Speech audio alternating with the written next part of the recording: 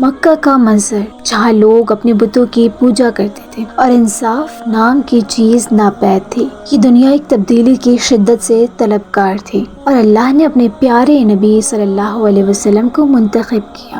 محمد صلی اللہ علیہ وسلم اکثر راتوں میں غار حرا میں چلے جاتے، تنہائی میں سوچتے، دعا کرتے اور اللہ کی طرف رجوع کرتے۔ یہ جگہ تھی جہاں انسان اور رب کی ملاقات ہونے والی تھی۔ 610 عیسوی رمضان کی ایک رات فرشتہ جبرائیل علیہ السلام آئے اور فرمایا اقرا۔ یہ وہ لمحہ تھا جس نے دنیا کی تاریخ بدل دی تھی۔ محمد صلی اللہ علیہ وسلم خوف زدہ تھے، لیکن اللہ کا کلام ان کے دل میں اترنے لگا تھا۔ یہ ابتدا تھی ابتدائی وحی کی، جس نے ظلم و جہالت کو ختم کرنے کی راہ ہموار کی تھی۔ محمد صلی اللہ علیہ وسلم خوف زدہ اور تھکے ہوئے گھر پہنچے۔ حضرت خدیجہ رضی اللہ عنہا نے ان کا حوصلہ بڑھایا۔ وہ پہلی شخصیت تھیں جنہوں نے وحی کو قبول کیا اور نبی صلی اللہ علیہ وسلم کے ساتھ ایمان لایا۔ یہ ایمان کی پہلی شمع تھی جو آگے جلنے والی تھی۔ ابتدائی مسلمان بہت کم تھے اور قریش نے مخالفت شروع کر دی تھی۔ صحابہ رضی اللہ عنہ کی قربانی، ایمان اور ثابت قدمی، یہ سب وہ بنیادیں تھیں جو اسلام کی عمارت کو مضبوط کریں گی۔